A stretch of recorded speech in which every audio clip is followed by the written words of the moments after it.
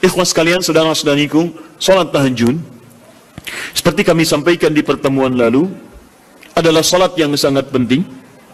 Ingat, kalau di pertemuan lalu kami sampaikan 4 keutamaan tahajud, hari ini saya tambahkan 2 dan 3 yang lain langsung dari Al-Quran. Ya, kemarin saya sampaikan 4 hal. 1, masih ingat Quran surah ke-17 ayat 79 sampai dengan 81 itu. Orang yang rajin tahajud akan mendapatkan 4 keutamaan yang tidak didapatkan oleh orang-orang yang tidak tahajud, sekalipun sholat fardunya begitu khusyuk.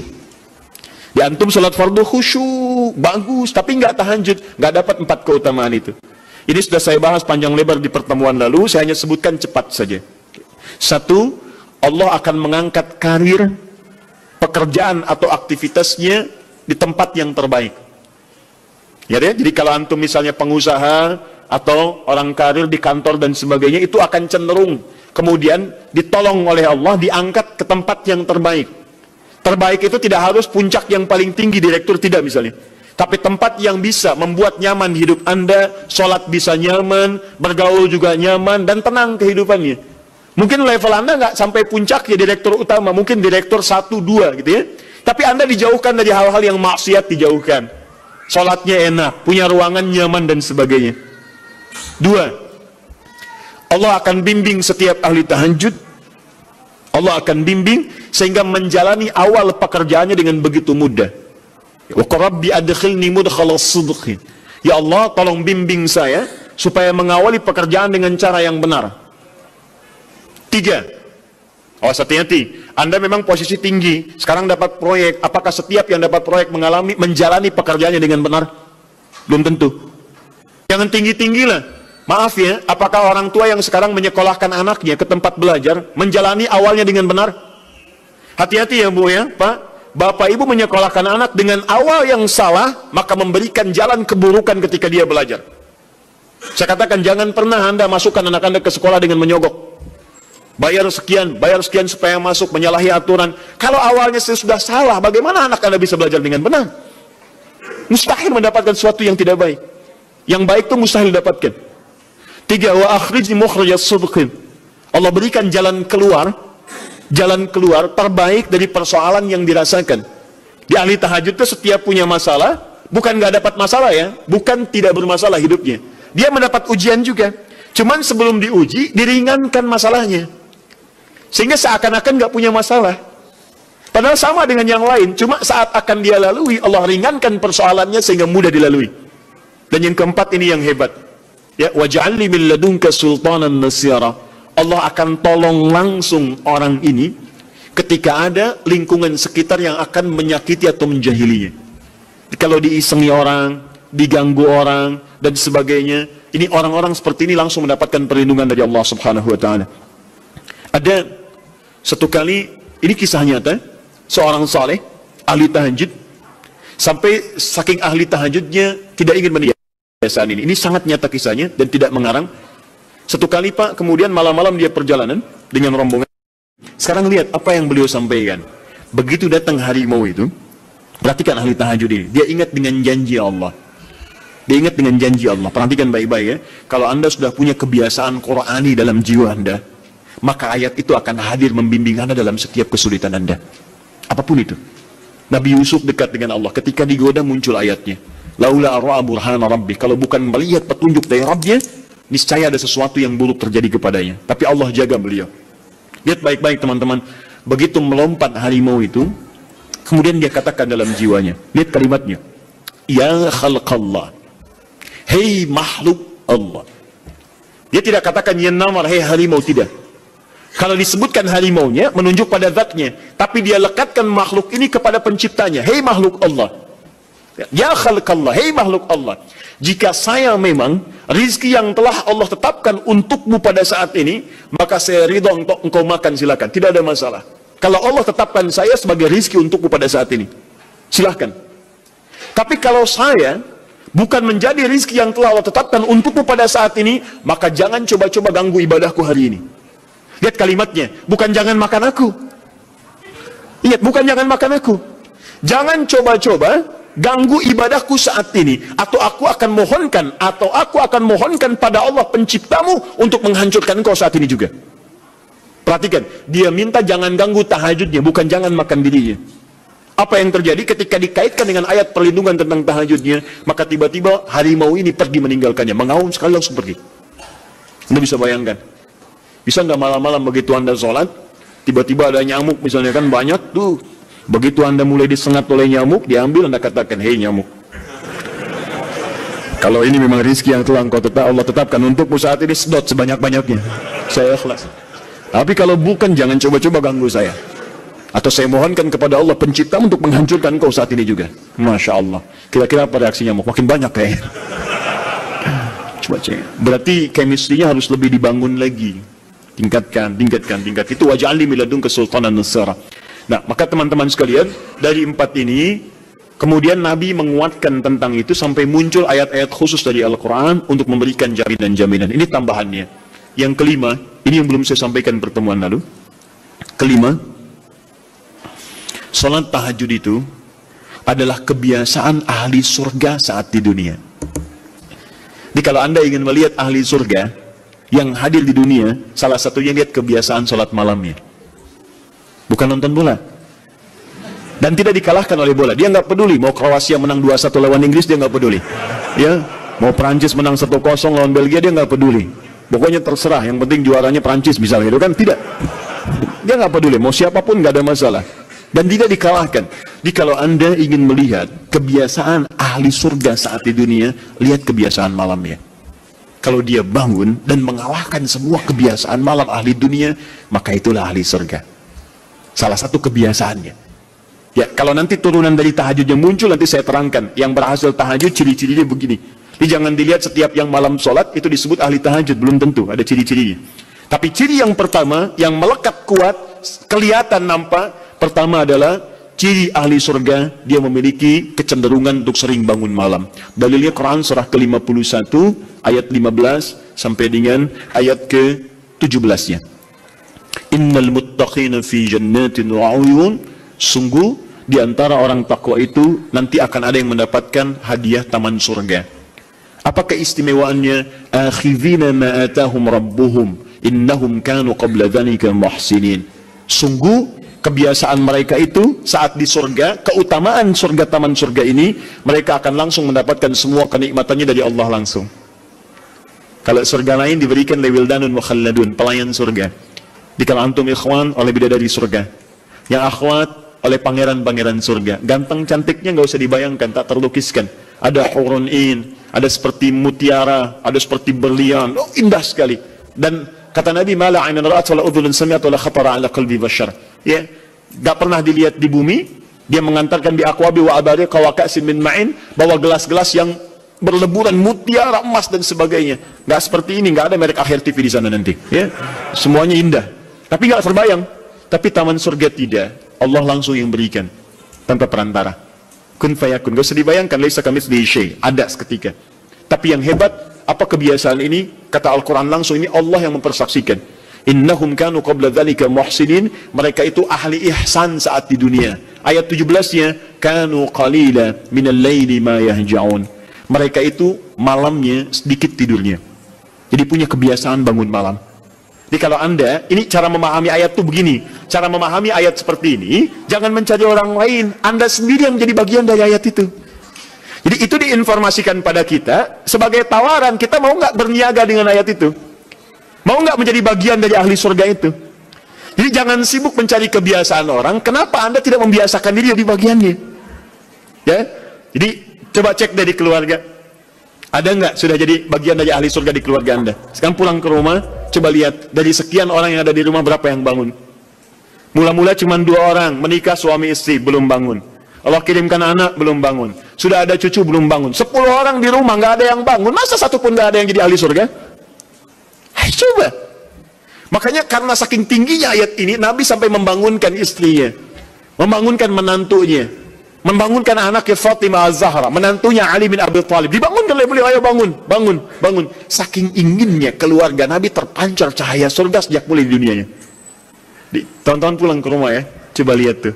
Anak-anak yang di pesantren kalau pulang dan sebagainya, malam bangun nggak dia? Coba biasakan, bangun, bangun, bangun. Dan Anda akan rasakan hal yang sangat berbeda. 2, tadi tambah 1 ya, berarti 5, sekarang yang ke-6. Orang-orang yang rajin bangun malam, itu orang-orang yang mendapatkan pujian langsung dari Allah Subhanahu wa Ta'ala.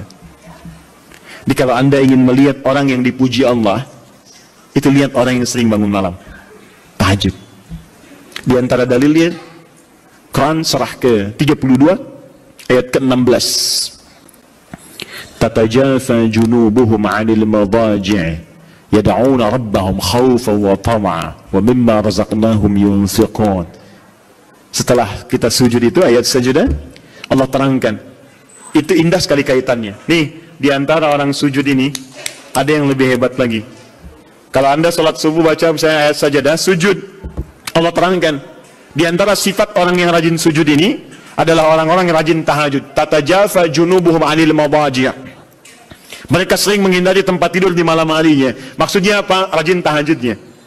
Ada orang-orang yang dipuji oleh Allah Subhanahu wa Ta'ala karena kebiasaan malamnya dia menghindarkan diri dari tempat tidur. Maksudnya bukan nggak tidur, rajin bangun malamnya, rajin bangun malam. Bapak Ibu kurang apa lagi ya? Kalau ada orang dipuji misalnya saat di dunia, presiden memuji seseorang, artinya presiden menyukai dia. Artinya presiden menjamin kemudahan baginya. Kalau ada orang yang dipuji Allah, artinya Allah mencintai dia dan menjamin kemudahan dalam kehidupannya. Maka dekati orang-orang seperti ini. Saya sarankan kalau antum punya teman, ikhwan sekalian, sedang mabit misalnya, atau tugas dinas keluar. Tiba-tiba tengah malam di hotel dia bangun sholat, itu teman terbaik Anda. Saya katakan pada Anda, tandai orang ini dan dekati dia saat di kantor. Bangun ukhuwah dengannya, persahabatan dengannya. Maka ketika Anda mendekati orang-orang yang dipuji oleh Allah, maka Anda pun akan kedapatan bagian dari pujiannya. Karena mustahil orang yang dijaga oleh Allah mengajak Anda pada maksiat, itu mustahil. Mustahil. Sama teman-teman yang masih di kampus, kalau malam-malam misalnya di asrama atau pulang, tiba-tiba ada orang-orang yang kelihatan sholat malam, dekati orang ini. Jadilah bagian dari sahabatnya. Dan dengan itu, saya ajak, coba cek pasangan hidup Anda. Jangan-jangan selama ini, Anda berdua belum mendapati sesuatu yang terbaik. Kalau ibu ingin suaminya dipuji oleh Allah Subhanahu wa Ta'ala, maka bangunkan malamnya supaya dia sholat. Kalau istri Anda ingin dipuji oleh Allah Subhanahu wa Ta'ala, bangunkan malamnya supaya dia sholat. Dan kalau bisa keduanya kompak. Pernah kan saya sampaikan di pertemuan lalu, Nabi menyampaikan, lihat rahimallahu mra'an atau rajulan, Allah merahmati seorang lelaki, kemudian yang bangun di pertengahan malam dia sholat, lantas membangunkan istrinya dan mencipratan air di wajah istrinya supaya dia bangun menunaikan sholat malam. Seperti Allah merahmati seorang istri yang bangun di malam hari untuk sholat, kemudian dia mencipratan air di wajah suaminya supaya bangun untuk sholat. Saking tingginya mendapatkan pujian Allah, sampai kata Nabi SAW, ayo bangunkan istrimu sekalipun kau cipratkan air di wajahnya.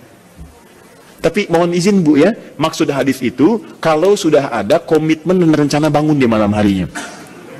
Nggak ya? Bukan ibu ngaji sekarang, suami nggak hadir. Terus dengar itu, terus nggak punya rencana. Aduh, saya pengen suami dipuji Allah. Masya Allah, malam-malam segayung Pak. Mama kenapa? Hadis Nabi Pak. Oh, hadis Nabi. Aduh, siapa yang ngajarin? Nah, itu yang repot. Paham ya? Baik, sudah yang terakhir. Ini menunjuk pada keutamaan tahajud. Kemarin 4, saya tambahkan jadi 3. 1, masih ingat tadi yang pertama apa? Allah Subhanahu wa Ta'ala menjamin dia sebagai ahli surga, kebiasaan yang ada di dunia. Yang kedua, Allah memuji orang ini. Dan yang ketiga, tahajud itu kebiasaan orang soleh yang ditekankan oleh Al-Quran dan hadis Nabi SAW. Kebiasaan orang-orang soleh. Jadi kalau yang pertama ahli surga, kedua dipuji Allah, yang ketiga langsung dikuatkan orang-orang soleh. Dan orang-orang soleh itu, mohon izin ya, maaf, orang soleh itu tempatnya saat di surga, itu sesurga dengan semua nabi. Semua nabi dan rasul. Ayatnya ada di Quran surah keempat An-Nisa ayat 69. Paling kanan di pertengahan.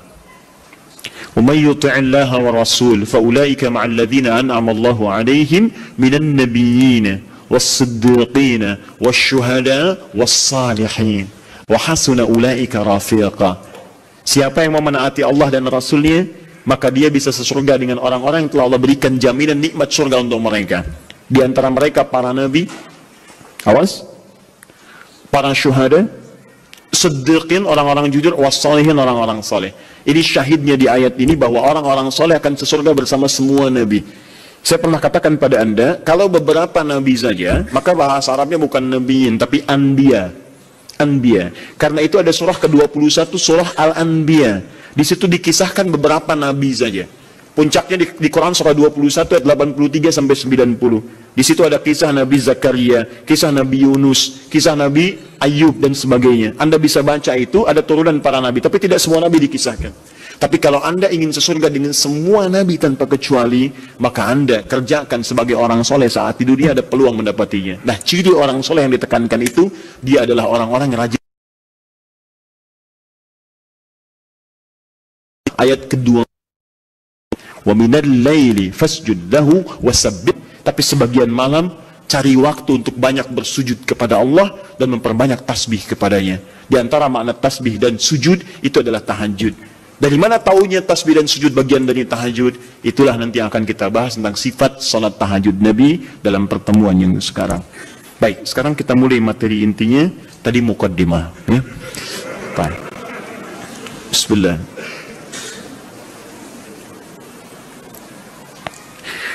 Bismillahirrahmanirrahim. Di pertemuan lalu kita telah bahas tentang jumlah rakaat salat malam. Kemudian di antara rakaat itu kita diberikan pilihan mana yang mau dipilih, silahkan, tidak ada masalah. Mau 11, mau 23, bahkan lebih daripada itu. Sekarang setelah diketahui jumlah rakaatnya, bagaimana cara menunaikannya. Baik. Hadis pertama, Abu Daud, nomor hadis 1369.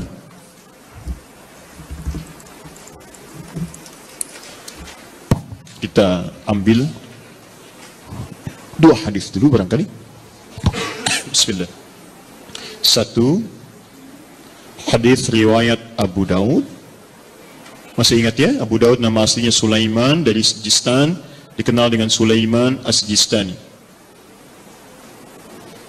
Ini rawinya Ibnu Abbas radhiyallahu ta'ala anhuma. Baik. Yang kedua, bisa diambil di Al-Bukhari.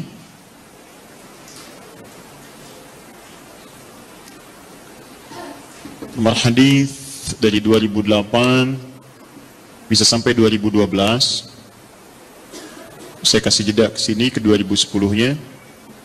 Ini kebiasaan dengan Sayyidah Aisyah, ke sini dengan Sayyidina Umar bin Khattab radhiyallahu ta'ala anhu. Tiga, bisa diambil hadis riwayat Muslim. Nomor hadis 763. Kita ambil tiga dulu karena waktu kita agak terbatas hari ini.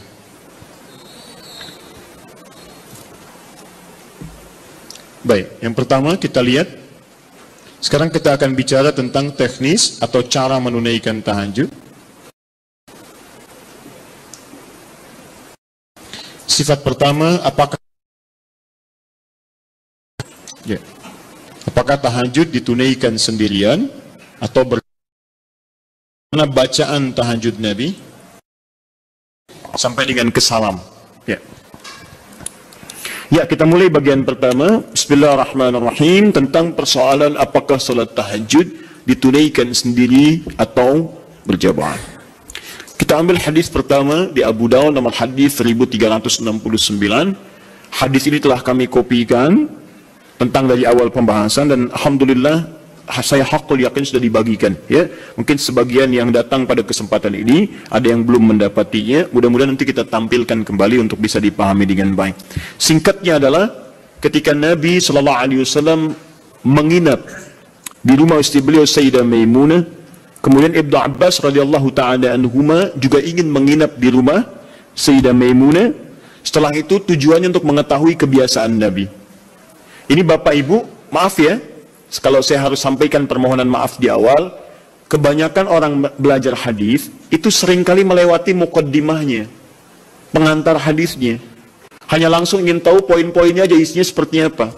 Padahal pengantar hadis itu memberikan inspirasi pada kita membentuk karakteristik seperti orang-orang baik di masa lalu. Jadi saya sarankan kepada Anda, kalau Anda belajar hadis, kemudian ingin Anda bahas, ada dua hal penting di hadis itu. Satu sanad, dua matan. Sanad itu adalah singkatnya silsilah periwayat hadis yang meriwayatkan hadis itu sampai pada kita. Siapa yang meriwayatkan hadisnya? Pelajari kenapa dia bisa meriwayatkan hadis, apa kebiasaannya. Yang kedua matan. Matan itu isi hadisnya. Nah sekarang lihat baik-baik ya.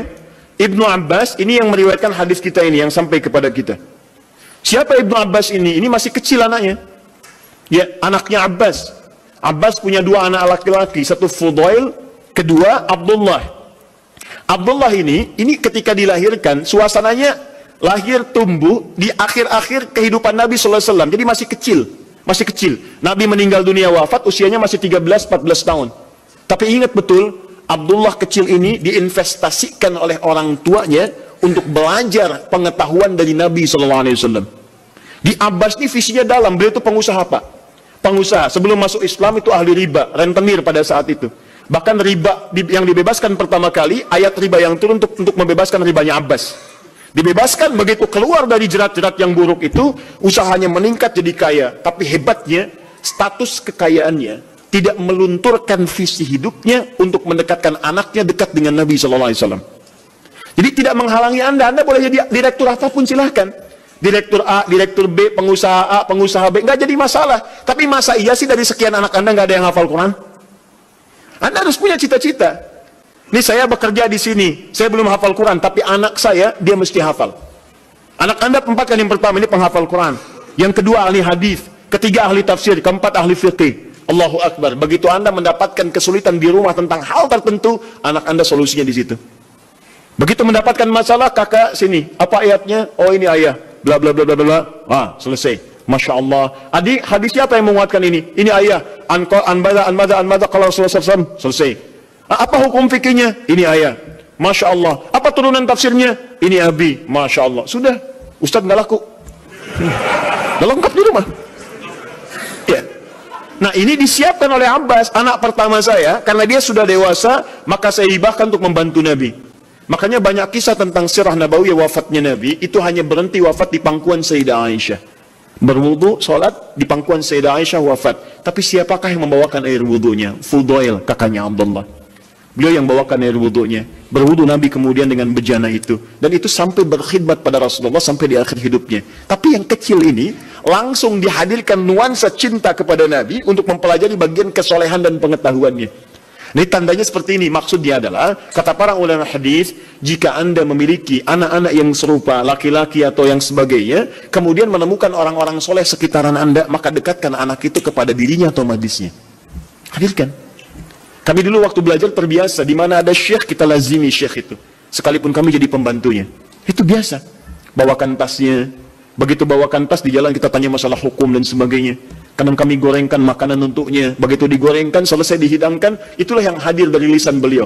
Kalau Rasulullah SAW, Rasulullah SAW bersabda, jika kamu menghidangkan makanan begini, wah datang kepada kita tuh. Diindah, jadi niat kita itu untuk belajar. Sama, ya dulu Ja'far As-Shadiq punya pembantu. Pembantunya sampai hafal Quran. Untuk memahami akhlaknya.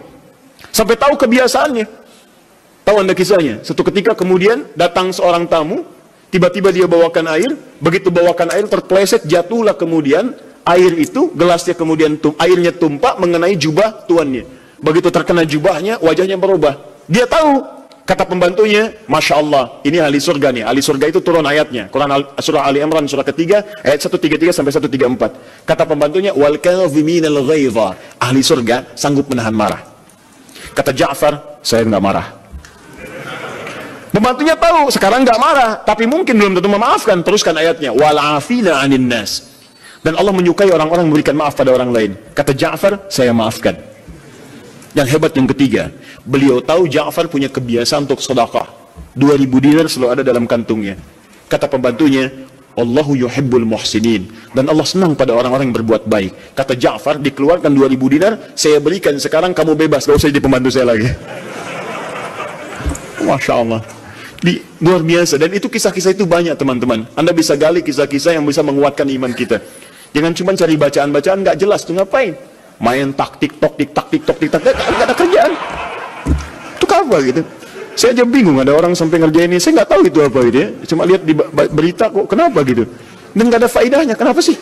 Kenapa nggak cari tentang kisah-kisah soleh orang dulu, terus praktekkan di rumah, bisa menguatkan iman kita. Nah, salah satunya Ibnu Abbas. Jadi Anda, maaf ya, kisah ini kita tarik sebagai inspirasi. Kalau Anda sudah berkeluarga, coba di antara sekian anak itu mesti disiapkan. Ini mau jadi apa, ini jadi apa. Dan ada kebanggaan di akhirat nanti. Misalnya ini nanti yang pakaikan mahkota kami di akhirat. Saat kami pulang menghadap Allah. Siapkan, semua harus hafal Quran. Semua hafal Quran. Nanti spesifikasinya, ini ahlinya qiraat, ini hadisnya dan sebagainya. Ibnu Abbas disiapkan oleh orang tuanya, maka dia melazimi Nabi SAW karena bagian dari keluarganya. Usia masih 3-4 tahun, datang ke rumah bibinya Maimunah, kemudian tidur di rumahnya dan bangun saat di pertengahan malam. Kisah bangunnya sampai dengan wudhu sudah selesai, kita akan masuk kepada fase tahajudnya. Begitu Nabi malamnya akan sholat, maka Ibnu Abbas tiba-tiba masuk ke barisan, menjadi saf bagian dari Nabi, sholatlah di belakang Nabi sebagai makmum. Lihat ya, jadi Nabi sedang sholat, saya ilustrasikan ya, misal, ini sedang sholat, tiba-tiba Ibnu Abbas dari belakang ikut sholat sebagai makmum. Lantas ditarik oleh Nabi, disejajarkan oleh Nabi SAW dengan posisi beliau. Sejajar, tadinya di belakang begini, ditarik jadi sejajar begini. Paham? Disejajarkan seperti ini. Hadis ini sering digunakan dalil oleh teman-teman kita tentang kebolehan menyusun saf laki-laki dan perempuan dengan posisi sejajar bila imamnya satu dan makmumnya satu.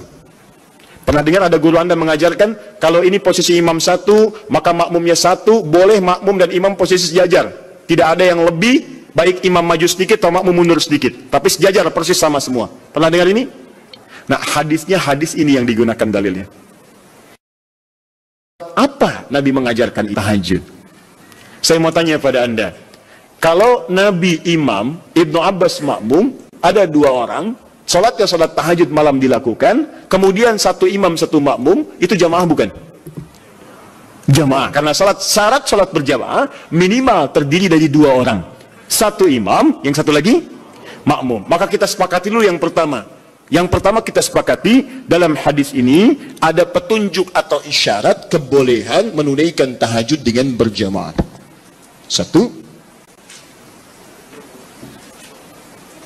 bolehnya tahajud berjamaah. Nah. Awas, di sini ulama sepakat ya, awas hati-hati. Tidak ada yang tidak sepakat. Jadi kalau Anda yang tidak sepakat, Anda sendiri yang salah. Ya? Nabi mengerjakan, sahabat mengiyakan, ulama sepakat. Anda Nabi bukan, sahabat bukan, ulama juga belum. Anda tidak sepakat, Anda siapa? Ya, baik. Cuma nanti perbedaannya, kapan kebolehan ini bisa berlaku? Hanya bedanya di situ saja nanti. Kalau jamaahnya sepakat boleh, tapi kapan dibolehkannya? Dalam suasana apa? Apakah dalam setiap waktu boleh berjamaah, atau dalam keadaan tertentu berjamaah? Paham ya? Tapi saya ingin katakan bahwa ada kasus Nabi pernah sholat malam, kemudian ada makmum di belakang dan dibenarkan oleh Nabi. Kalaulah tahajud berjamaah itu dilarang, Nabi akan katakan, ngapain ikut sini, sebelah sana aja. Ya, misal, atau ini jangan berjamaah, ini tidak benar, yang bagus sendiri-sendiri aja. Ya, atau ngapain ikut bid'ah? Ya, tidak ya. Baik, tidak. Tapi Nabi akan katakan, kamu sebelah sana, saya sini. Tapi ketika Nabi tidak melarangnya, bahkan menarik dan menyejajarkan, ini menunjukkan ada kebolehan dalam sholat berjamaah yang dimaksudkan. Jelas di sini? Paham ya? Awas hati-hati, saya ingin luruskan dulu karena sebagian sahabat kita, teman-teman kita menjadikan ini sebagai dalil bolehnya satu saf sejajar, tapi tidak pernah mengungkit sholat apa itu. Jadi Anda kan unik, Anda mengatakan boleh sejajar saf, makmum dengan imam. Kalau imam satu, makmum satu. Tapi Anda mengatakan tahajud gak boleh berjamaah, bid'ah. Padahal yang Anda gunakan dalilnya tentang dalil tahajud. Paham ya? Nah, jadi gini, kalau Anda cenderung pada satu pendapat tidak apa-apa, tapi kita harus jujur menyampaikan informasi. Ya, jadi kalau beda dengan yang lain tidak ada masalah sepanjang ada dalil. Ya, dan tidak usah mencela orang lain. Kita punya pilihan, boleh, tapi jangan sampai pilihan kita kemudian menjelekkan orang lain. Itu yang tidak bagus. Jelas? Baik. Jadi celaan tinggalkan, ibadah kerjakan. Itu yang dimaksud, ambil baiknya, tinggalkan buruknya. Dan tidak usah rame gitu kan? Nah, sini. Satu. Dalil kedua. Bismillah. Sayyidah Aisyah radhiyallahu taala anha diriwayatkan di Al-Bukhari dan nomor hadis 2008 sampai ke 2010-nya. 2012 untuk sahabat Umar bin Khattab radhiyallahu taala anhu. Ja'a ashabu Rasulullah sallallahu alaihi wasallam. Datang beberapa orang sahabat Nabi sallallahu alaihi wasallam. Fahum Abdullah bin Mas'ud radhiyallahu taala anhu, Hudzaifah al-Yamani radhiyallahu taala anhu, wa Ubay bin Ka'ab radhiyallahu taala anhu. Baik, datang beberapa sahabat Nabi sallallahu alaihi wasallam, di antara mereka adalah sahabat Abdullah bin Mas'ud, kemudian Hudzaifah al-Yamani, kemudian Ubay bin Ka'ab radhiyallahu taala anhum jami'an. Fasa'alu Sayyidatah Aisyah radhiyallahu taala anha. Mereka bertanya kepada Sayyidah Aisyah, semoga Allah meridai kepada beliau, an sifati salatin Nabi sallallahu alaihi wasallam, tentang sifat salat malamnya Nabi sallallahu alaihi wasallam.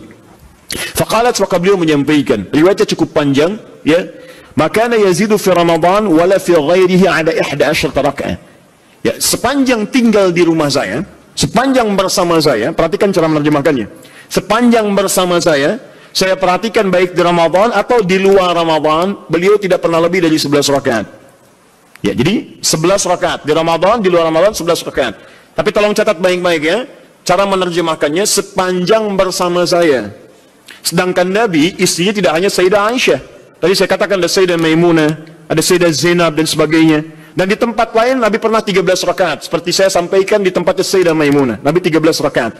Ada bahkan yang kurang dari itu, ada yang lebih daripada itu. Tapi di rumah Sayyidah Aisyah 11 rakaat. Dan ini telah tuntas di pertemuan lalu. Perhatikan, yusalli arba'an, kemudian beliau salat 4 rakaat. Thumma yusalli arba'an, kemudian 4 rakaat. Thumma yusalli thalathan. Beliau salat 4 rakaat dan 3 rakaat. 4, 3. 4 tambah 4, 8 tambah 3, 11. Ini seperti kesimpulan di pertemuan lalu, boleh kita menunaikan salat malam dengan 11 rakaat, formulasinya 4, 4, 3. Kalau Anda ingin 2, 2, 2, 2, ujungnya 1, boleh. Hadisnya sudah saya sampaikan. Bahkan masih tertulis di Abu Dawud nomor hadis 1369. Jadi kalau 11 boleh gunakan 2, 2, 2 ujungnya 1, atau kalau witirnya 3 kemudian 8 tambah 3, atau 4, 4, 3, selesai. Tapi pembahasan kita bukan di situ. Teruskan hadisnya. La tas'al an husdihinna wa tolihinna. Tapi jangan ditanyakan bagaimana panjang dan bagus bacaannya. Jangan ditanya. Maka setelah peristiwa itu, beberapa malam kemudian mereka mengikuti Nabi SAW, sholat di belakang Nabi SAW dalam kesempatan sholat malamnya. Dimulai dari Hudzaifah, dimulai dari kemudian Abdullah bin Mas'ud dan yang lainnya. Yang paling menarik, bahkan tersebut nanti di Al-Bukhari, bahkan di hadis Muslim, teman-teman sekalian, indah. Kata Hudzaifah, termasuk Abdullah bin Mas'ud, tidak ada sholat seindah sholat di belakang Nabi SAW. Tidak ada sholat seindah sholat di belakang Nabi SAW. Ini yang mereka kisahkan sholat malam. Kata Abdullah bin Mas'ud, Rasulullah SAW kemudian membaca 100 ayat Al-Baqarah pertama. Saya duga akan selesai, ternyata beliau lanjutkan. Yang paling menarik, lihat. Ketika beliau membaca ayat tasbih, maka beliau berhenti bertasbih terlebih dahulu. Ketika membaca ayat doa, maka beliau berhenti berdoa terlebih dahulu. Ketika kemudian sampai pada ayat-ayat perlindungan itu tentang berlindung dari neraka, dari azab dan sebagainya, maka beliau berhenti untuk berlindung kepada Allah dari semua keburukan itu dulu. Anda bisa bayangkan, nanti ketika masuk ke bacaan saya terangkan tentang makna ini. Tapi poinnya adalah, saya mau tanya pertama kali, 3 orang sahabat ini sholat di belakang Nabi dalam kesempatan sholat fardu atau sholat sunnah? Sunnah. Sholat sunnahnya siang atau malam? Malam. Malamnya tahajud atau bukan? Artinya, boleh kemudian dalil ini bahkan tersebut di kitab yang sangat sahih, hadisnya sahih, menunjukkan kebolehan menunaikan sholat tahajud secara berjamaah. Paham? Baik. Ini dalil yang kedua. Ini dalil yang kedua. Tapi bagaimana pemahaman ulama dalam menafsirkan kebolehan ini? Kalian jangan tafsirkan oleh kita sendiri, rujuk para ulama. Ibnu Majah nomor hadis 233. Innal ulama warathatul anbiya. Sungguh para ulama itu pewaris para nabi. Wa innal anbiya la yurithuna dirhaman wala dinaran, walakinnahum yurithuna al-ilma. Sedangkan para nabi tidak pernah mewariskan dinar dan dirham, mereka mewariskan pengetahuan. Artinya, kalau ada ilmu yang pernah disampaikan oleh nabi, maka kita harus merujuk pada pemahaman ulama. Bagaimana mereka menafsirkannya? Paham ya? Awas, dan ulama itu luar biasa. Mereka belajar puluhan tahun. Imam Al-Bukhari itu menulis Sahih Al-Bukhari 16 tahun. Sebagian di Mekah disempurnakan di Madinah. Lalu Anda menyimpulkan dalam 16 jam. Mustahil. Ya? Nah ini, dalil-dalil tadi menunjukkan kebolehan sholat berjamaah. Lantas bagaimana memahami tentang kisah-kisah tadi dalam kebolehan yang dimaksudkan? Maka ulama terbagi pada 2 pendapat utama dari sini. Dan ini yang boleh kemudian kita amalkan dalam kehidupan. 1,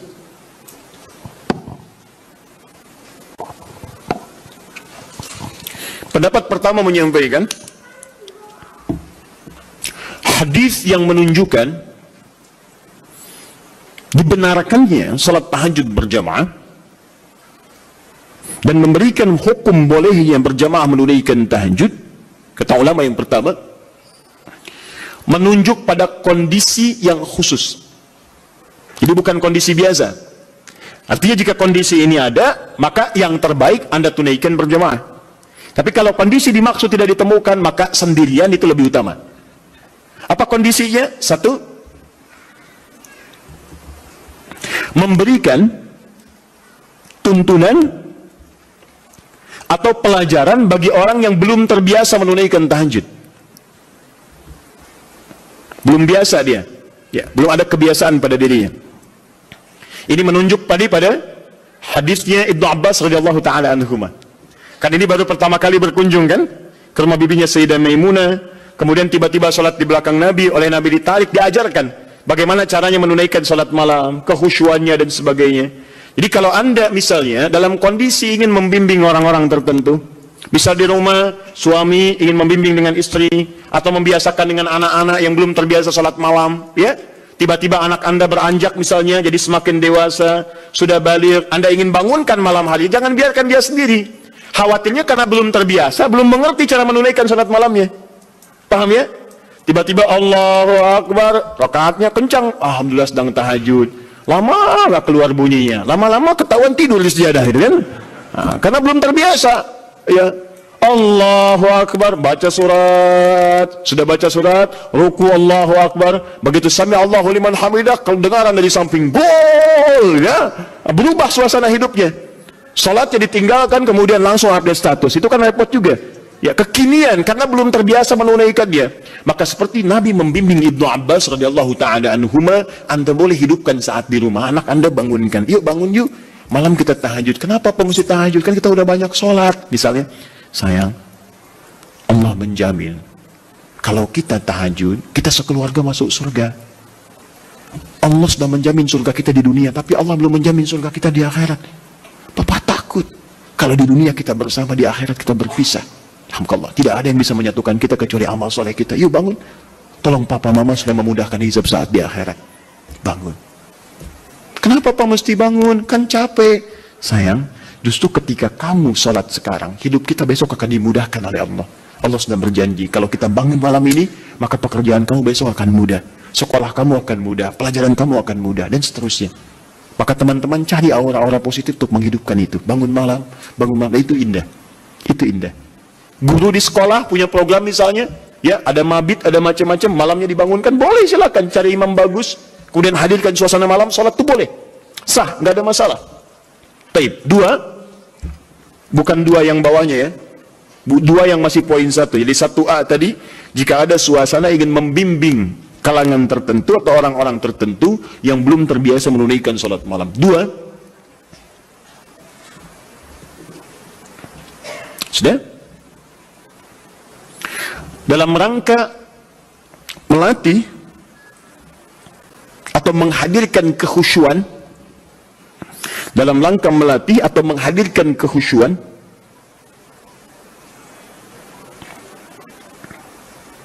juga menyempurnakan hafalan Al-Quran. Melatih, menghadirkan kekhusyuan, juga menyempurnakan hafalan Al-Quran. Ini kebolehan ini diikat pada suasana yang kedua ini. Contohnya tadi peristiwa beberapa sahabat tadi. Ya, mereka biasa salat malam. Cuman ingin bertanya bagaimana salat malamnya Nabi. Ingin merasakan kekhusyuan tersendiri. Dimaksudnya pengalaman itu nanti bisa dibagi dengan sahabat lain ketika mengimami. Visi sahabat begitu Pak, Bu. Di sahabat-sahabat ini kadang ngejar Nabi supaya bisa diamalkan lagi dalam kesempatan lain. Misal Mu'adz bin Jabal itu ngejar Nabi bagaimana sifat salat fardunya. Begitu mendapati kebiasaan Nabi, oh Masya Allah, begitu Mu'adz salat di belakang Nabi, Allahu Akbar, salat isya'nya teman-teman sekalian itu sampai Al-Baqarah 100 ayat, baru kemudian selesai salam. Begitu mendapatkan pengalaman itu, Mu'adz kemudian pergi ke tempat beliau jadi imam. Saat jadi imam, beliau imami persis sama dengan cara mengimami Nabi. Isya'nya Al-Baqarah, rakaat pertama 100 ayat, rakaat kedua 100 ayat yang lainnya. Jadi selesai kemudian salat Isya 200 ayat paling minimal. Kadang-kadang selesai ke Al-Baqarah. Begitu lihat makmum ke belakang, mulai berkurang. Kata Mu'adz, munafik nih orang-orang, nggak mau sholat dengan saya. Karena tanda orang munafik salah satunya adalah malas menunaikan sholat isya dan sholat subuh. Keberatan para sahabat yang disebut munafik oleh Mu'adz. Kami tidak munafik, diadukan pada Nabi. Begitu diadukan, Mu'adz dipanggil. Mu'adz, kenapa? Ya Rasulullah, saya imami mereka sholat malam, sholat isya. Mereka tiba-tiba menghilang. Ada yang lemas, ada yang tidak ikut. Mereka munafik, bukan kata Anda munafik orang-orang malas sholat isya. Lalu ditanya oleh Nabi, kenapa kalian tidak ikut sholat dengan Mu'adz? Ya Rasulullah, bukan kami nggak ikut, cuman kepanjangan. Kami udah kerja begini capek, diimamin begini, kami juga capek, katanya. Nah, itu zaman Nabi sudah ada. Sudah ada sebagian seperti itu. Maka kata Rasulullah, kenapa Mu'adz kamu terlampau panjang? Kata Mu'adz, ya Rasulullah, saya akan ikut Anda. Anda ingin saya begini, saya praktekkan. Tapi Nabi, perhatikan, lebih pintar, karena Allah berikan bimbingan. Ya Mu'adz, perhatikan baik-baik. Saya baca panjang, karena makmum saya itu kamu. Tapi kamu baca panjang, makmum kamu mereka. Tidak sama. Kalimat itu yang di-copy paste oleh sahabat Ali bin Abi Thalib ketika kemudian disoal oleh masyarakatnya pada saat itu. Kata rakyatnya, Ali, kenapa pemerintahan kamu banyak masalah? Pemerintahan pada masa Utsman tidak begini. Umar lebih bagus daripada ini. Abu Bakar lebih bagus lagi. Pemerintahan kamu banyak masalah. Kata Ali, waktu Abu Bakar, Umar, Utsman, rakyatnya saya. Tapi waktu saya, rakyatnya kalian. Itu masalahnya. Paham ya? Baik. Nah, yang tiga sahabat tadi, Abdullah bin Mas'ud radhiyallahu ta'ala anhu, kemudian Ubay bin Ka'ab dan Hudzaifah al-Yamani, itu mencoba merasakan kehusyuan salat di belakang Nabi, supaya aura khusyuk itu bisa dipraktekkan sekalipun sedang salat sendirian. Berapa lama sih salat Nabi itu? Berapa panjang? Penasaran kok disebutkan panjang aja, jangan tanya panjangnya, saya pengen ikut. Berapa lama sih? So, seperti apa bacaannya? Itulah yang kemudian mereka dapatkan dan diabadikan oleh Imam An-Nawawi. Antum beli kitab At-Tibyan. Saya ada beberapa yang bahasa Arab, seingat saya yang diterbitan Darul Kutub Al-Islamiyah warna merah marun, itu halaman 37, paling kanan sebelah atas, paragraf pertama baris 1-3. Itu teman-teman sekalian, kata Imam An-Nawawi, sepeninggal Nabi, semua sahabat Nabi yang profesi apapun, maaf ya, yang pedagang, yang pengusaha, yang birokrat, yang diplomat, itu tidak pernah meninggalkan kebiasaan sholat malam dan kebiasaan mereka sampai khatam Al-Quran. Sholat malamnya. Uthman bin Affan, Tamim Ad-Dari, Abdurrahman bin Auf dan sebagainya. Mereka orang-orang kaya, orang sukses, kaya. Abdurrahman bin Auf kapaknya terbuat dari emas, hartanya banyak, tapi tidak menghentikan kerinduannya untuk menunaikan tahajud. Antum sekaya apa dibandingkan beliau? Dan berapa kali dikalahkan oleh rasa kantuk dan yang lainnya? Orang kaya sekarang belum tentu ada yang kapaknya terbuat dari emas. Tanyakan Bill Gates, orang paling kaya sekarang, istrinya Melinda Gates. Tanyakan, punya kapak nggak? Belum tentu punya. Minyak angin aja nggak punya, cap kapak ya. Jadi itu ya. Jadi kalau Anda ingin merasakan misalnya kehusyuan, kenikmatan sholat, Anda boleh malam datang, misalnya ada imam yang bagus, bacaannya indah, sehingga beberapa bagian tertentu terces lagi, ya enak, dapat imam bagus. Seperti saat Ramadan Anda mencari imam yang bagus, itu boleh. Ada kebiasaan-kebiasaan di teman-teman, terutama Masya Allah, anak-anak pesantren Hidayatullah itu.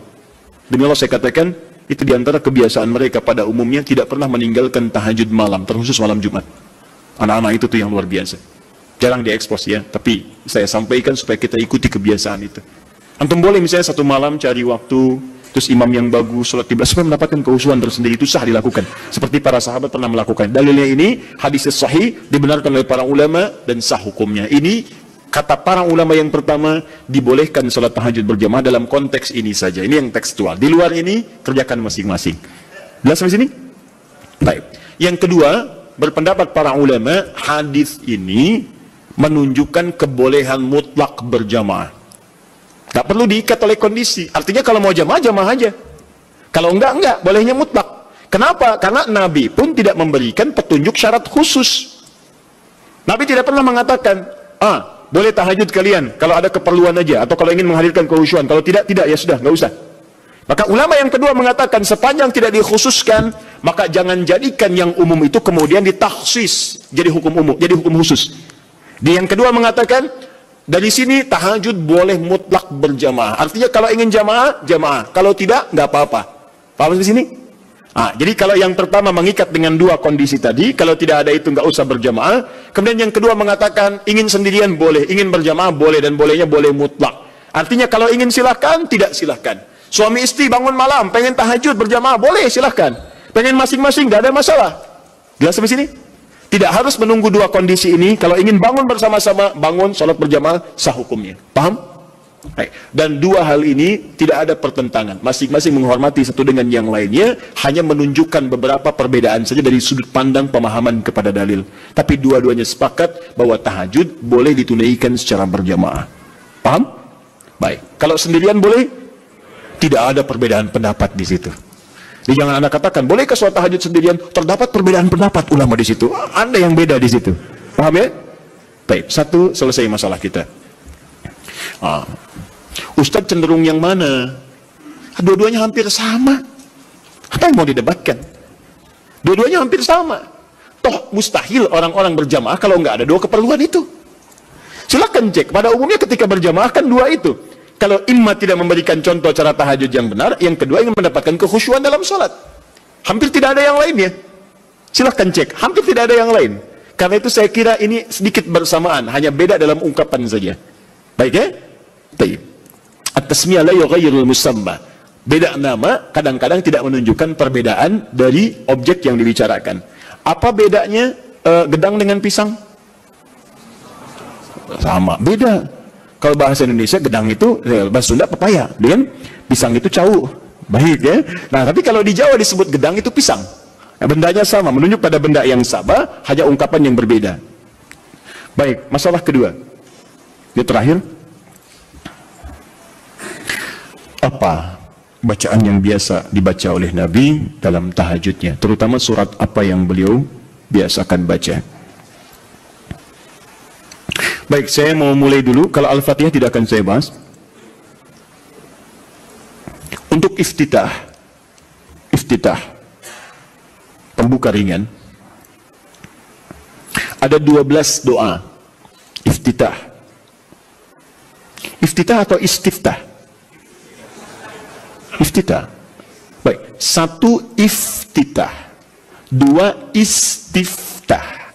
Satu atau dua yang benar? Yang satu angkat tangan. Yang dua? Anda maunya apa sebetulnya? Satu tidak, dua tidak. Baiklah. Alhamdulillah, hari ini spesial. Tulis sendiri, ngapus sendiri, terangkan sendiri, milih sendiri. Tayyib. Ke atas saja ini. Satu iftitah. Dua istiftah. Ini istiftah. Satu atau dua? Satu yang ini ya. Baik, yang ini benar tidak? Tayyib. Kalau tidak tahu katakan Allahu a'lam. Baik. Dua-duanya benar tulisannya. Betul. Satu iftitah, dua istiftah. Benar tulisannya. Apa perbedaan keduanya? Satu iftitah itu lebih sedikit hurufnya dan lebih pendek bacaannya dibanding istiftah. Tidak percaya baca. Iftitah satu, dua istiftah. Lebih banyak mana hurufnya, satu atau dua? Dua. Panjang mana? Sekarang kita pakai menggunakan ilmu bahasanya, ilmu lughah. Kaidah berkata, ziyadatul mabna tadullu ala ziyadatil ma'na. Ketika hurufnya bertambah, maka menunjukkan maknanya pun lebih luas. Jika ada huruf lebih panjang, maka maknanya lebih panjang dibandingkan dengan yang hurufnya sedikit. Artinya kalau iftitah itu pembuka yang ringan, singkat, padat. Kalau istiftah, pembuka yang agak panjang. Kalimatnya lebih panjang dari yang pertama. Nah, Bapak Ibu sekalian, doa pembuka dalam sholat sebelum Al-Fatihah itu ada 12 jenis, 12 ragam. Ada yang pendek, ada yang panjang. Ada yang pendek. Ada a'udzubillahi samil alim minasyaitonir rajim min hamazihi wa nafthihi wa nafthihi. Sudah selesai. Allahu akbar kabira, walhamdulillahi katsira, subhanallahi bukratan wa asila. Selesai. Awas hati-hati ya. Nanti kita belum hapus nih. Nanti kalau sudah saya katakan hapus, nanti insyaallah akan dihapus. Khair insyaallah. Semoga Allah ampuni dosanya. Tulis lagi. Baik. Jadi kalau pendek ada Allahu akbar kabira, alhamdulillahi katsira, subhanallahi bukratan wa asila. Ada. Yang panjang ada. Allahumma ba'id baini wa baina khataayaya kama ba'adta baina al-masyriqi wal maghrib. Allahumma naqqini minal khataaya dan seterusnya. Misal ada lagi yang wajjahtu wajhiya lillazi fatara samawati wal ardh dan seterusnya. Itu panjang. Ya. Allahumma ya Rabb Jibril wa Mikail, itu panjang. Jadi kalau panjang disebutnya istiftah, kalau pendek disebut iftitah. Itu penting dipahami dulu nanti, karena dalam kitab-kitab fiqih kadang disebut iftitah, kadang disebut istiftah. Kita mesti paham. Nah, sunnahnya di mana ini ditempatkan, kapan baca yang iftitah pendek, kapan baca yang panjang. Maka saya sampaikan pada Anda, kebiasaan Nabi kalau beliau sholat dalam situasi yang sedang dikejar oleh aktivitas yang lain, misal safar atau kondisi mendesak, maka beliau tidak pernah membaca yang panjang-panjang, singkat. Allahu Akbar kabir, alhamdulillah katsira, subhanallah bukratan wa asila, selesai. Kalau Anda baca wajah itu setelah itu artinya dua doa digabungkan jadi satu. Jelas ya? Tayyib. Kalau kemudian Anda bacakan a'udzubillahi samil alim minasyaitonir rajim min hamazihi wa nafthihi wa nafthihi, selesai. Pendek, itu yang iftitah. Jadi kalau Anda dalam sholat-sholat di qasar, saat safar, jangan baca yang panjang-panjang. Sholatnya aja di qasar, kenapa iftitahnya dipanjangin? Kadang bahkan gak dibaca sama sekali. Seperti dalam sholat tarawih, lebih pendek lagi. Ya, jadi dan seterusnya. Jadi teman-teman, itu penggunaannya. Kalau dalam sholat-sholat fardu baca yang menengah, Allahumma ba'id dan sebagainya. Tapi dalam sholat malam, apalagi dalam sholat sendirian, yang kekhusyuan terjadi antara pribadi dengan Allah, tersambung dengan Allah Subhanahu wa taala, maka Nabi seringkali memilih yang panjang dalam iftitahnya. Maka dipilihlah kemudian yang istiftah. Allahumma ya Rabb Jibril wa Mikail dan seterusnya, atau yang wajjahtu wajhil ladzi fatara as-samawati wal arda hanifan musliman wa ana minal musyrikin dan seterusnya. Itu panjang. Itu boleh. Bacakan, pilih yang paling panjang sehingga ada getaran-getaran pada jiwa. Ada semacam warming up, kita lebih tersambung dulu sebelum membaca surat-surat yang lainnya. Ini koreksi ya bagi diri saya pribadi dan juga pengingat bagi Bapak Ibu sekalian. Maaf sebesar-besarnya. Ada sindiran halus dalam Quran tapi begitu tajam maknanya. Umumnya orang sholat, bahkan ada yang tidak memahami apa yang dibaca dan dilakukan dalam sholatnya. Masalah kita sekarang, kenapa orang sholat belum menghadirkan kehusyuan? Karena umumnya banyak orang yang masih belum paham apa yang dibaca dalam sholatnya. Bagaimana sholat kita bisa khusyuk kalau kita nggak ngerti apa yang dibaca? Saya mohon Bapak Ibu sekalian, cobalah dalam sepekan misalnya, hari ini saya mau paham iftitah dulu, supaya ketika saya paham, saya bacakan, ada getaran pada jiwa saya. Sahabat Abu Bakar saja, itu baru takbir Pak, takbir itu sudah gemetar dan menangis. Baru Allahu Akbar. Di begitu fayaqulu, Abu Dawud hadis 857, fayaqulu Allahu Akbar, maka saat takbir katakan Allahu Akbar, beliau angkat tangannya mengatakan Allahu Akbar, sudah gemetaran menangis. Sampai ketika diminta jadi imam oleh Nabi, kata beliau, ya Rasul jangan saya pribadi yang cepat menangis, khawatir banyak gak khusyuknya. Ya. Kenapa? Karena merasakan kalimatnya Allahu Akbar, Allah yang maha agung, maha besar. Beliau merasakan takut ketika bertakbir, merasa paling khusyuk sholatnya, merasa paling hebat dibanding orang, merasa paling luar biasa dibandingkan orang lain. Selevel sahabat Abu Bakar menemani kehidupan Nabi di dunia, berdampingan dengan Nabi di alam barzakhnya, itu saat sholatnya dalam masa hidupnya masih gemetaran tuh, takut ketika sholat membawa sekecil, seatom, sevarah nilai dari kesombongan dalam kehidupan dunia. Bahkan takut dalam sholatnya pun diduga orang paling khusyuk, takut, gemetaran sampai gemetar. Bisa nggak suasana itu? Bisa nggak gitu ya? Bisa Ustaz, subuh-subuh di puncak, bahkan sebelum takbir sudah gemetar ya? Bukan itu yang diharapkan. Beda. Baik. Ya. Saya sangat yakin kalau Anda paham tentang bacaan-bacaan ini, itu akan beda suasananya. Bisa. Antum yang iftitah baca apa doanya? Allahumma ba'id, ya. Riwayat sahabat Abu Hurairah di Al-Bukhari. Paham gak artinya? Saya beri contoh ya. Gini. Allahumma ba'id baini wa baina khataya ya kama ba'adta baina al-mashriqi wal-maghrib. Allahumma naqqini min al-khataya kama yunaqqa ath-thawb al-abyad min ad-danas. Allahumma ighsilni bil ma'i wath-thalji wal-barad. Sekarang perhatikan maknanya. Anda paham ini saja, maka ada getaran tersendiri yang menghunjam dalam jiwa kita sehingga menghadirkan rasa kepasrahan yang sangat luar biasa. Perhatikan kalimatnya. Saya contohkan dulu sebentar. Bismillah. Allahumma ba'id baini wa baina khatayaya. Saya tunjukkan dua kalimat saja. Satu ba'id, begini. Yang kedua khataya, ya. Khataya. Ya terakhirnya pendek, nggak panjang ya. Ya. Saya mulai yang ini dulu. khataya, ya, ini dua kalimat yang disatukan. Kalimat pertama khataya, ini keduanya plus ya kecil, khataya plus ya pendek, ya disatukan. Kalau ini saya naikkan ke atas, saya tuliskan dulu begini, khataya, ini jamak dari kata khata'un. Jamak ini ada dua, satu akhta'un, akhta', yang kedua khataya.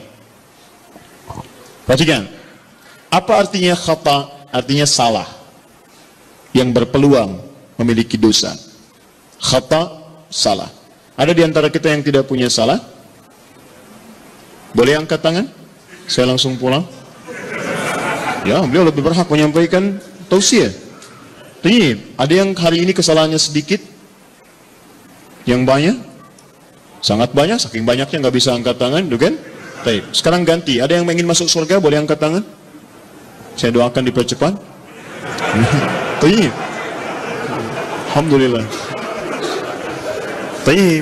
Yang surganya Firdaus boleh angkat tangan? Baik, ini info aja ya, info. Nabi Adam berbuat kesalahan sedikit sekali, sedikit. Nyicipin buah khuldi, keluar dari surga. Antum ngaku salah banyak, pengen masuk. Maka kita harus punya amalan lebih daripada apa yang pernah kita lakukan dari kesalahan. Khata ini salah, sekali salah. Kalau kesalahannya banyak, saya ilustrasikan begini. Kalau ingin mengukur kesalahan, jangan jauh-jauh dulu, tubuh kita dulu. Ini mata nih, mata. Hari ini aja, berapa kali salahnya? Salah lihat. Sudah ada istri, dilihat istri orang. Ibu juga begitu, udah ada suami, dia suami orang. Kenapa suami saya nggak seperti ustadz ya? Suami ibu. Ya. Paham ya? Nah, itu baru mata, belum telinga, belum lisan, belum pikiran dan sebagainya. Paham ya? Nah, kalau kesalahannya jadi banyak, tapi masih bisa dihitung, itu akhta namanya. Akhta, salah, tapi masih terhitung. 1, 2, 3, 4, 10. Hari ini 50 salah. Ya Allah, berarti saya harus cari 50 amalan untuk menutup yang salah ini. Salah harus ditutup oleh soleh. Berarti saya harus mengerjakan amal soleh untuk menutup yang salah. Bagaimana caranya? Ingat, cari amalan yang cerdas ya. Cerdas. Yang amalan ringan tapi pahalanya banyak. Kalau kesalahan itu kan satu kali salah dihitung 1 kan? Tapi kalau amalan kebaikan 1 dihitung berapa? 10. Cari lagi amalan yang berlipat seperti bacaan Quran. Bacaan Quran itu 1 hurufnya 10 kebaikan. Jadi begitu Anda melakukan, tak sadar nih ada kesalahan nih 30 misalnya. Begitu Anda baca Quran, alif lam mim, yang bukan dosa besar, Alif 1 huruf, lam 1 huruf, mim 1 huruf, di hadis Nabi At-Tirmidzi nomor hadis 2910. Ya kan? Maka seketika yang kita nggak duga salah itu dihilangkan oleh Allah. Hilang. Makanya nggak baca Quran sehari itu rugi. Demi Allah rugi saya katakan. Karena dia nggak sadar beberapa kesalahan dia tidak tergugurkan dalam kesehariannya itu. Coba kalau mau hitung-hitung, aduh saya salah 5 nih, berarti harus saya tutup. Nun, selesai. Dah, itu orang hitungan. Balik sini. Tapi kalau Anda merasa seperti tadi, aduh nggak terhitung nih, banyak kesalahannya, nggak bisa keukur, maka rubah jamaknya menjadi jamaknya yang kathrah, khataya. Jadi ada jam'ul qillah, jamak tapi masih bisa terhitung. Ada jam'ul kathrah di ilmu nahwu, jamak tapi sulit untuk dihitung saking banyaknya. Banyak. Rubah kalimatnya dari akhta jadi khataya. Paham? Nah, terus Anda ngaku, saya memang mengakui ya Allah banyak salah seperti tadi itu. Ngaku banyak. Mata salah, telinga salah, kaki salah, semua salah ya Allah. Saya ngaku banyak salahnya. Amal saya sedikit. Kalau Anda mengakui kesalahannya, tambahkan ya kecil di ujung kalimat khatayanya. Maka khataya ya. Jadi kalau kalimat itu disatukan khataya ya, maknanya saya mengakui saya banyak salahnya. Nah, kalau Anda ingin dihapuskan, dijauhkan dari kesalahan itu sejauh-jauhnya, maka sesuatu yang dijauhkan sejauh-jauhnya bahasa Arabnya ba'id. Ada tasydid ba'id, ada pakai alif ba'id. Kalau tasydid begini, ini di ilmu lugah ya, ba'id ada tasydidnya ini. Itu artinya jauhkan tapi masih kelihatan. Allah ya ba'id sa'an nih. Teman-teman tolong jauhkan jam itu dari saya. Anda jauhkan misalnya. Tapi saya masih lihat, itu pakai tasydid, ba'id. Tapi kalau sudah pakai alif, ba'id, itu artinya jauhkan sejauh-jauhnya sampai saya nggak bisa lihat lagi.